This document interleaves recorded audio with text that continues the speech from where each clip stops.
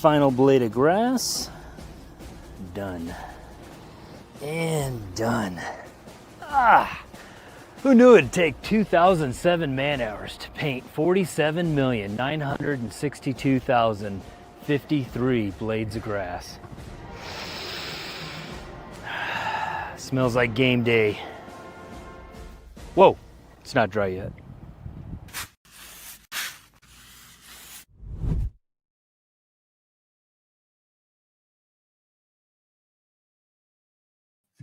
All right, Bronco Nation, welcome into the Jackson's halftime show here at Uncle Bob's Pizza. We are excited. This is going to be the first tryout here. We're gonna give it a shot. I'm going to toss it over to the man who knows it all, Michael Callahan over here. It's halftime. Tell us what you saw. Well, I think right now the biggest thing is everyone's got to take a deep breath. We're one half into football so far in the 2025 season, and this team's getting their feet underneath themselves. I think that on defense, for the most part, a lot of good things. 23 rushing yards total in the first half. That's a great half of the defense. I think the tackling needs to improve. We got to limit explosive plays on the defensive side of the ball. But for the most part, pretty fired up about what I saw.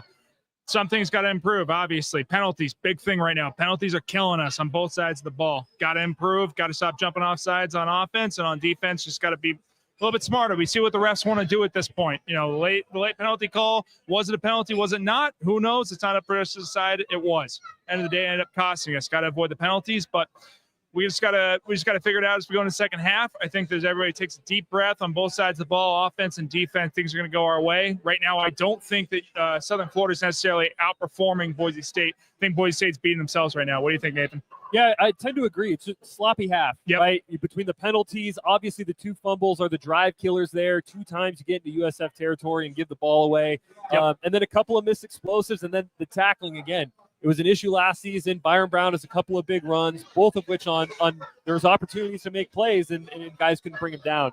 So certainly some things that I think long-term are concerning because they've been issues last year. But, I mean, one thing you love from the first half, USF had a 27% success rate. For you guys who aren't in the analytics world, that's second percentile, really, really bad.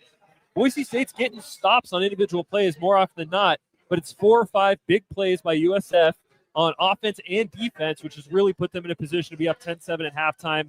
I'd like to see a little bit more from the offense. At this point, 3.3 yards per carry, 5 yards per attempt in the passing game. Neither of those very good numbers. USF was not super excited about their defense coming into the year, at least the beat guys that I had talked to. I thought the offensive line had, for the most part, played well, but running backs got to hang on the ball. Receivers got to get open, right? It's those things that aren't getting done right now.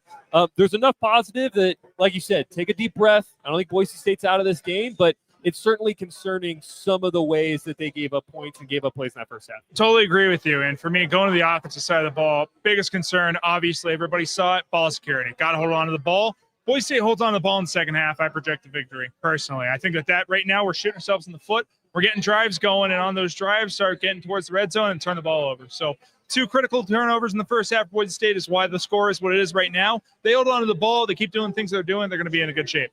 Michael, I want to talk to you about something that's near and dear to your heart, that interior offensive line or defensive line.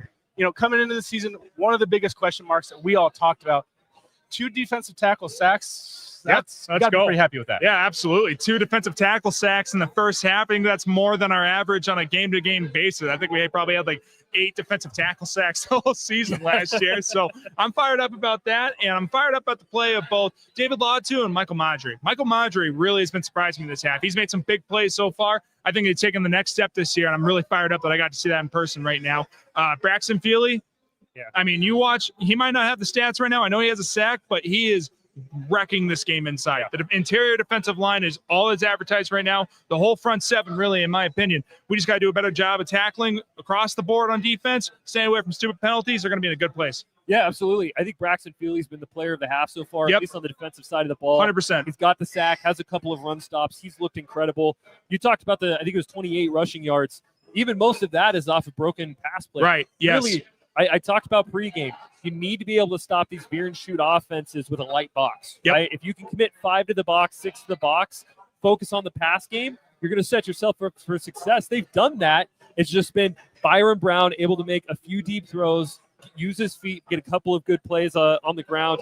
that's what's hurt them so far. And look, Spencer Danielson talked about it. He's an elite player. He's going to make elite plays. You can't stop a player like that. But you need to get enough stops to be able to get a win. For the most part, I would say, look, the defense gave up a touchdown drive. The defense has done pretty well. They've done their part. Offense, hold on to the football, and we have not seen an explosive pass play. I think we had one to Chris Marshall, like 18, 20-yard completion. I don't know if it quite fell into the explosive range.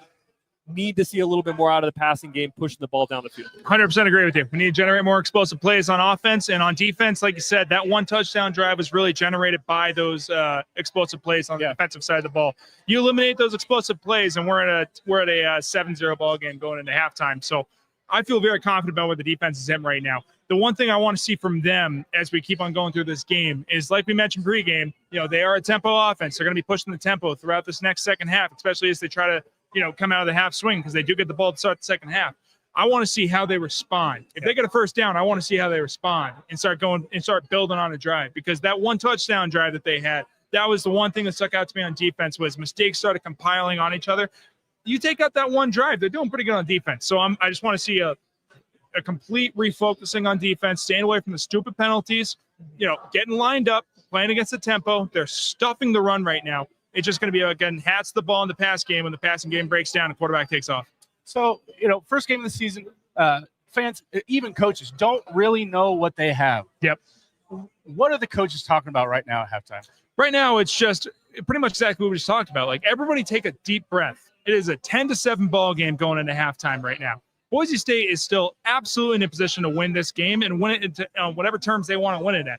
So I think that right now it's just about refocusing the attention of each guy on offense and defense, figuring out what went wrong in that first half, and get back to Boise State football. Like we were talking about, they were beating themselves the entire first half. That is the only reason it's 10-7 right now, and I truly believe they're going to come out a different team in the second half. They're going to get back to what their bread and butter is on both sides of the ball, and they're going to be all right. What was the biggest sorry, Nathan, go ahead, bud. Yeah, I was just going to say, I think offensively, we saw a little bit on that second and third drive, a lot of just drop-back passing game. I wouldn't be shocked if one of the emphasis in the halftime is let's get back to ground and pound. The run game worked fairly well for large stretches, right? Even when run plays got blown up, a lot of times I felt like it was running backs not finding the right hole. I think the offensive line, for the most part, has won in the run game. So I think in the second half, I would not be shocked to see them go back to the run game, try to do a little bit more ground and pound, and get back to what Boise State football has looked like in recent years. 100% agree with you. They need to strain this veteran offensive line out. They have the players to run the ball for the entire second half. I do agree that at times, selective about where the shots are. Try to generate some explosive in the pass game. But for the most part, ball security is a premium for these running backs. They hold on to the ball. They follow this offensive line. They're going to be in great shape for the rest of the second half. So, and we're only going to be on a couple more minutes here in the halftime. I want everybody to know we're going to be back for the post-game show here at Uncle Bob's. It's not too late. Come on down and join us. Great pizza. It's a great atmosphere. These guys are excited and a little bummed at times. Michael, what was one thing that really surprised you the most about this? What did you learn about this team in the first half? Right now, they are showing resiliency, in my opinion. I think that defensive drive, that 3-and-out right before halftime, before the offense got the ball back, that showed me something, because they just came back from a drive where they got punched in the mouth, and they will not be afraid to admit that. And they came out and got a statement 3-and-out right out of the gates, got the ball back to the offense. It's just going to be about changing the tempo on offense, just making sure that they have complete composure. Like, this is a great offense, returning a lot of players, get back to what they know, following their veteran leadership. They're going to be all right. All right, that's going to be it for the Jackson's postgame show. Make sure to head out to Jackson's, get the $12.99 pack at any Treasure Valley Jackson's of the Bronco sports cards. It's a 1 in 10 chance that you're going to get a signed autographed card from including Maddox Matson, Cage Casey, Jaden Virgin Morgan. So make sure to get out, buy those cards. I know I've got some that I'm going to open later tonight. But thank you for watching, folks. Come back for the post-game show. Come down here and join us. It's a great time. We're having a lot of fun. And we will see you after